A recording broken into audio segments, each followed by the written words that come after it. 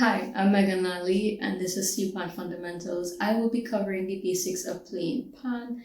This video will be time coded so you can skip to whatever part you need as you need it.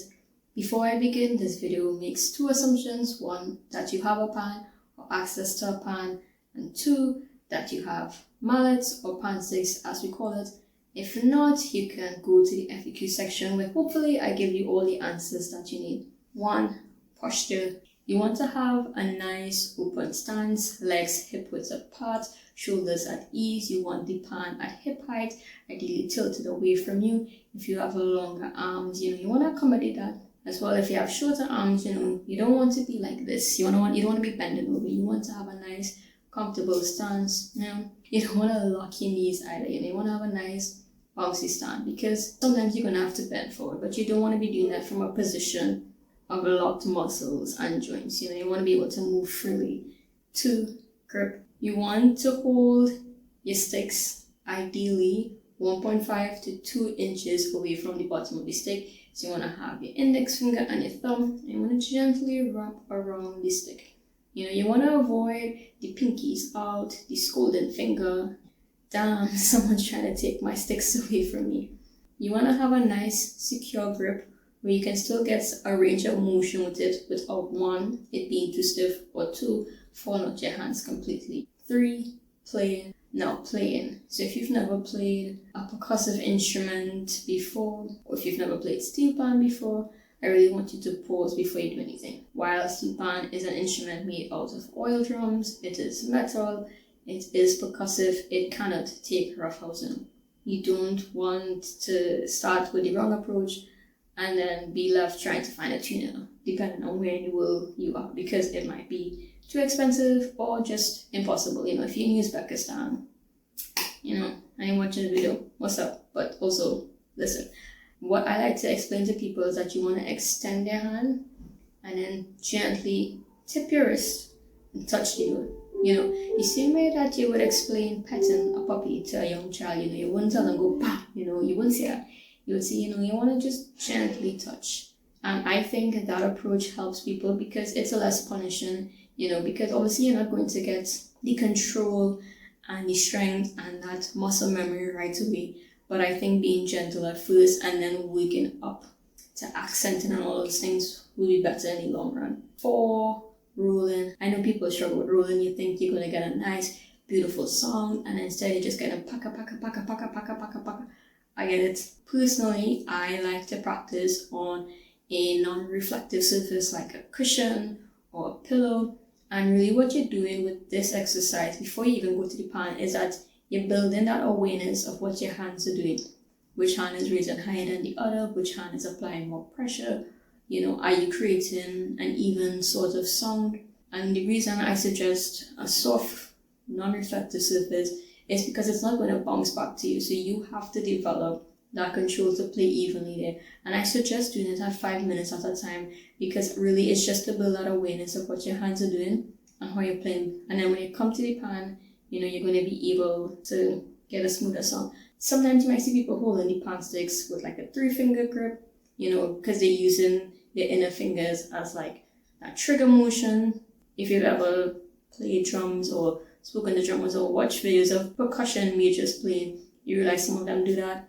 Or sometimes people might hold their sticks closer to the end of the stick. It all depends on what the music calls for, but practicing on a non-reflective surface often, even when you're playing pan for years, really gets you back into the habit of what are my hands doing? Am I playing what is written on the score? Am I playing what I'm hearing?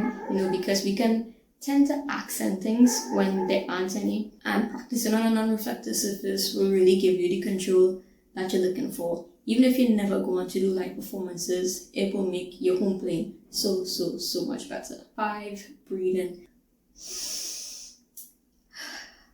Breathing is how you shape the music before it even begins. You really want to get into the practice of doing that because when it comes to times where you might be feeling anxious, maybe you have a recital, maybe you have a performance, maybe you're just playing for your family and friends.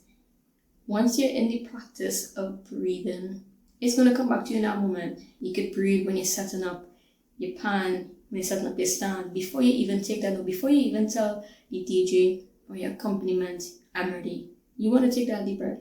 And when the music starts, assuming that you're not coming in as the music starts, you want to take a deep breath again. You really want to get into the habit of that. You really want to make note of what happens when you have a good stance, a good grip, and you breathe before you begin. It really transforms your music. If you're looking to be a professional musician, it's one of the things that people take for granted because it's not the music that you're learning. But breathing is so important. If you watch any top instrumentalist, any top singer, you're going to notice that they're taking a deep breath before they begin, filling up their lungs with some nice, rich oxygen and just delivering. That's all part of it. 6, learning by ear. Listen, this one is tricky because it's not necessarily beginner, but you really want to get into the habit of singing whatever you're listening to. If you're going to learn Caribbean genres or even lesser known genres, you're really going to have to learn by ear because there's not a lot of scored material out there for those genres, which sucks, but that's what it is right now. I would say find the starting notes, sing that to yourself, find it on the pan, and then orient yourself around that. Because more often than not, unless you're playing something like Spain by Chick Corea, it's not going to be something where the chords are shifting all the time.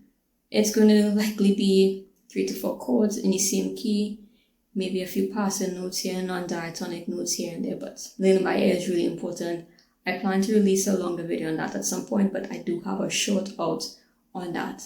Maybe a little fast-paced, but it's there. 7, learning by score. If you're new to Steelpan, but you're not new to reading music, you first need to know the range of your pan. So my pan is C4 to E6. That means that I can play most violin, flute, even some piano and guitar pieces. Sometimes things have to be adapted, which is not really a beginner level, but if you're not new to that level of work, by all means, take on the challenge. 8, demonstration.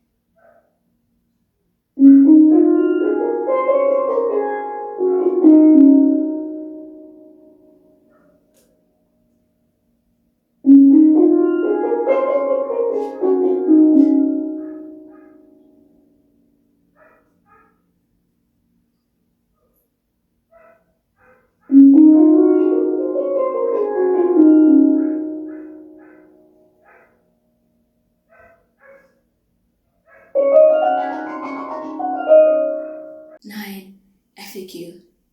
Megan, where am I getting a pan? So if you're in Trinidad and Tobago, why are you even asking me this? If you're not, you could really look up online I mean, there are lots of local tuners here in Trinidad and Tobago that you can get pans from. I mean, my pan is made from Augustus Peters. There's also the Musical Instruments of Trinidad and Tobago Company. I've played with the tunings of Kyle Noel while I was in UB Steel, but also Steelpan. While it is a growing community, you could also message people and ask them where they got their pan. Obviously, Trinidad and the Caribbean, America and Japan are big manufacturers of steel pan. It wouldn't be finding a pan, it would more so be getting it shipped to you. I don't handle that, but you can find it online. Now, sticks. You can also order sticks online. Again, if you're in Trinidad and Tobago, do not ask me where to get sticks. I'm just kidding. Steelpan sticks, Steelpan mallets. I would really recommend beginners use wooden sticks over aluminum or hybrid wood aluminum sticks, only because I find it easier and less punishing with wooden sticks, which tend to be lighter. Obviously, there are sticks that are wooden that are also heavy. I really want to discourage beginners away from that until they get some more control where they feel like, okay, I can find something that's maybe a more comfortable feel. For me personally, I have smaller hands, I have smaller muscles. I prefer lighter sticks. I have not had a repetitive strain injury since deliberately moving to lighter sticks. Now that's my preference. Do what works for you. However, again, if you're a beginner, don't worry too much about sticks, about the rubber. It's the player that makes the music, not the gear. Now to the rubber question. Wraps or tube. I've played with tube all my life. I like the sound of wrap sticks. I find that it brings out the higher notes better, but that could just be bias. So don't go looking for wrap sticks thinking that it's going to make you sound good if you've never played pan before in your life. You will sound good with the right technique. It's not going to be the pan stick rubber or the pan stick type that's going to make it. It's going to be you. Now, who am I? I am Megan Lee. But I go by Megan Lee on social media, so that's where you can find me. I have been playing pan since I was 4 years old, so that's 25 years now. I have traveled to Cuba as a young child with Tropical Angel Labs, and we performed there. I've also traveled to Belize, Mexico, and Martinique as a performer with the UB Art Steel. I also had a solo performance in Martinique, which was really good actually. Side note, ask for solos if you want them. Closed mouths don't get fed.